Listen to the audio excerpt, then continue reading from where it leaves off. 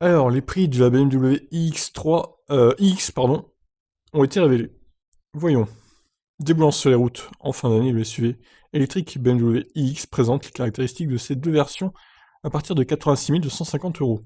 Le iX commencera sa carrière fin 2021 au travers des variantes X-Drive 40 et 50. Ceux-ci possèdent la même ligne mais peuvent être agrémentés d'un kit extérieur pack sport. Le 40 dispose d'une puissance de 300 chevaux via les deux moteurs avant-arrière. Le 50 offrant 500 chevaux. L'exercice du 0 à 100 est communiqué à 6 secondes et 5 secondes respectivement.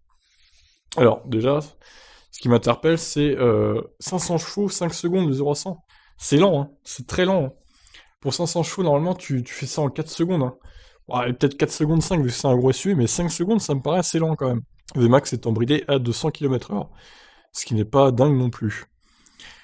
Du côté de la batterie, le 40 affiche 75 kWh de capacité brute contre 100 kWh pour le 50. L'autonomie estimée varie donc selon le modèle entre 400 et 600 km. Alors, il y a une deuxième chose qui m'interpelle là. Il y a que 25 kWh de différence entre les deux, et il y a 200 km d'autonomie de différence. À quel moment tu utilises 25 kWh pour faire 200 km, surtout sur un véhicule comme ça? Normalement, c'est beaucoup plus, hein. Alors, il y aurait une différence de 40 kWh par exemple, j'aurais compris la différence d'autonomie. Mais là, normalement, soit ils se sont plantés et le 75 a 500 km d'autonomie et l'autre 600, par exemple.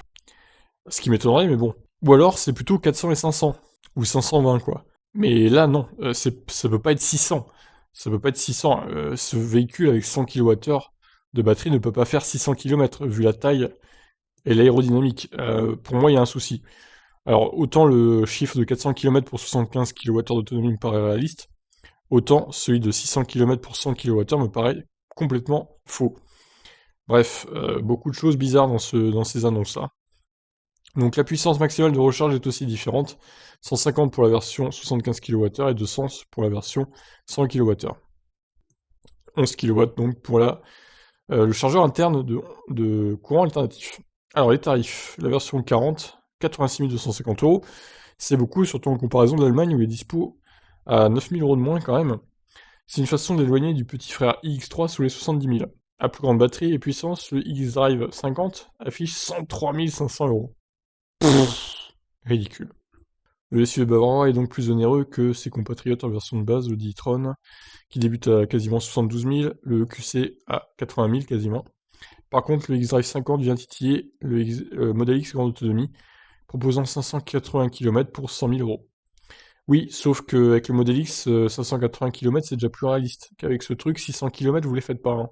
Je suis certain que vous les faites pas, hein. À aucun moment. Même l'été, hein.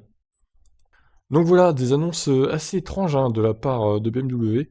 On va quand même regarder les photos avant de se quitter, mais pour moi, il y a des trucs qui vont pas dans ce véhicule, notamment l'autonomie de la longue range. 600 km, je pense que c'est impossible, tout simplement. Et il y a trop de différence avec la version 75 kWh pour que un des deux chiffres soit réaliste, en tout cas. Donc il y a un chiffre qui est mensonger, je ne sais pas lequel, mais à mon avis, c'est celui de la batterie à 100 kWh. Je dirais plus que tu peux faire 500 km avec 100 kWh, sûrement même un peu plus, mais de là à faire 600, non, c'est pas possible. Voilà pour ce BMW iX. Quant à l'accélération, bon, c'est pas non plus la folie, hein, je m'attendais à mieux, avec 500 chevaux. Sur ce, je vous laisse réagir, qu'est-ce que vous en pensez de ce véhicule? Ciao.